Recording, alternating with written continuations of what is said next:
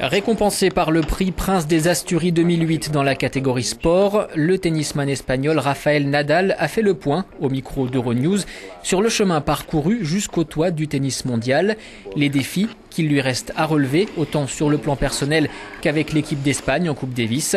Concernant le dopage, Rafael Nadal nous donne également son avis sur la question. Le prix Prince des Asturies, qu'est-ce que ça représente pour vous? Le fait d'avoir gagné ce prix, pour moi, c'est sans doute la chose la plus importante qui puisse m'arriver en dehors des cours. Recevoir le prix Prince des Asturies, ça va bien au-delà du tennis. Il y a aussi un aspect humain, et c'est pour ça que ça fait tout particulièrement plaisir.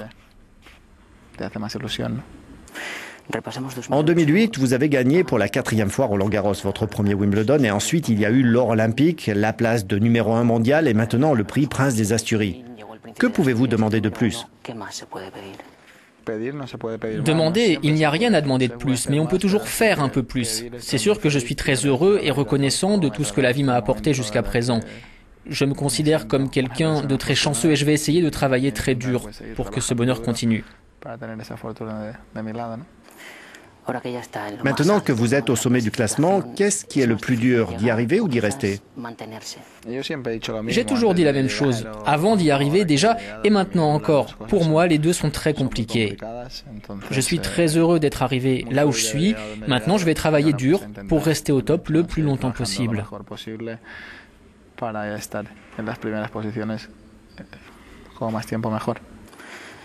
Étant donné le nombre très important de points que vous allez devoir défendre la saison prochaine, ne trouvez-vous pas le calendrier un peu trop chargé? Le calendrier est comme ça et ça ne sert pas à grand-chose d'en parler. Quand quelque chose est déjà installé, ça ne sert à rien de se plaindre. Mais bon, c'est vrai qu'on aurait pu faire quelques changements à certains endroits. Et j'espère, même si je ne sais pas si moi je pourrai en bénéficier, j'espère que les générations futures de tennismen auront un calendrier moins chargé et qu'ils pourront disputer les tournois avec beaucoup moins de pression chaque semaine.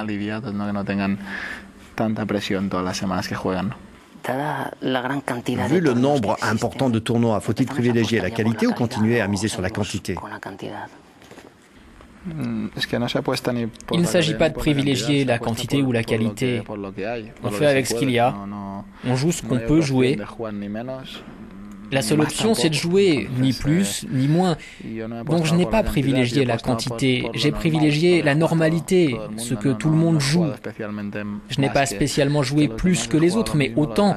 Ce qui se passe, c'est que j'ai disputé plus de matchs parce que les choses se sont bien passées. J'ai atteint beaucoup de finales, beaucoup de demi-finales, ce qui fait que tu es obligé de jouer une énorme quantité de matchs. Maintenant, dans le calendrier, il y a 9 Masters Series, 4 tournois du Grand Chelem, plus 5 autres tournois moins importants, plus le Masters, plus la Coupe Davis. En fait, je joue le minimum obligatoire, pas plus. En quelques années, votre progression a été fulgurante. De spécialiste de la terre battue, vous êtes devenu un joueur tout-terrain. Qu'avez-vous fait pour y parvenir?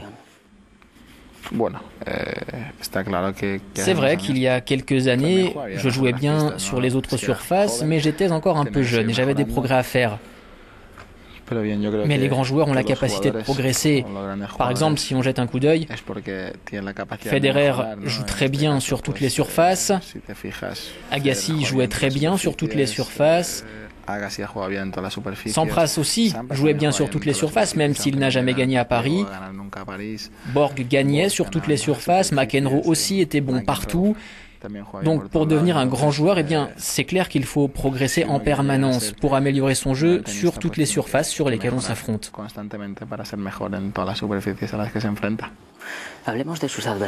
Parlons de vos adversaires. Quelles qualités leur enviez-vous? Et à l'inverse, laquelle de vos qualités pensez-vous qu'ils aimeraient avoir?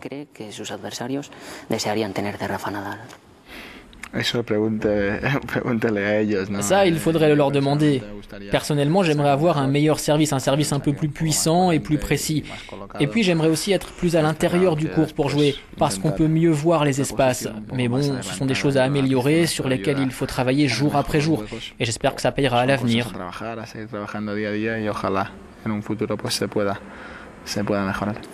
Focalisés sur la Coupe Davis, les Argentins sont de grands provocateurs, passés maîtres dans la guerre psychologique. Faut-il s'attendre à une sale guerre pour la finale de Mar del Plata? Je ne sais pas à quoi il faut s'attendre.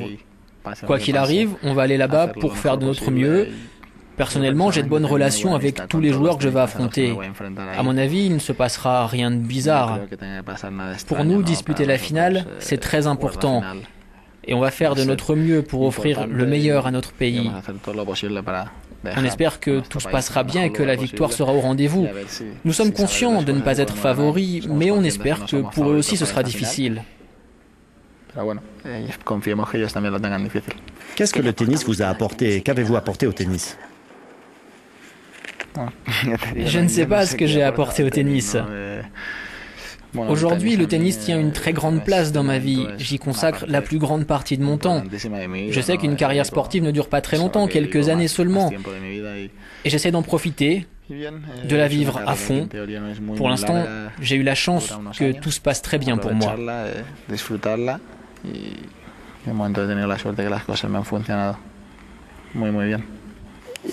Le tennis est-il un sport propre? Le sport en général est majoritairement propre. En tout cas, c'est ce que moi je veux croire, et je le crois. C'est vrai qu'un grand nombre de cas de dopage ont été révélés dans certains sports, et cela fait que tous les autres sportifs deviennent suspects. Mais je crois que la réalité, c'est que la plupart des sports, aussi bien le football que le tennis et bien d'autres, sont totalement propres.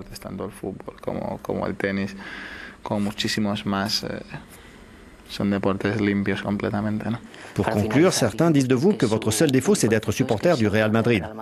Allez-vous un jour enfin vous réveiller et, comme votre oncle Tony, devenir supporter du FC Barcelone?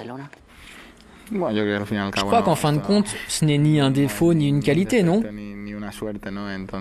Je suis aussi supporter de Majorque, l'équipe de ma région. Je supporte le Real Madrid, mais j'ai vécu beaucoup de bons moments au Camp Nou, quand mon oncle y jouait. J'y ai fait la fête et chanté l'hymne des milliers de fois. La vérité, c'est que j'ai beaucoup de sympathie aussi pour le Barça. Muchísimas gracias y muchísima suerte para el fútbol. Gracias.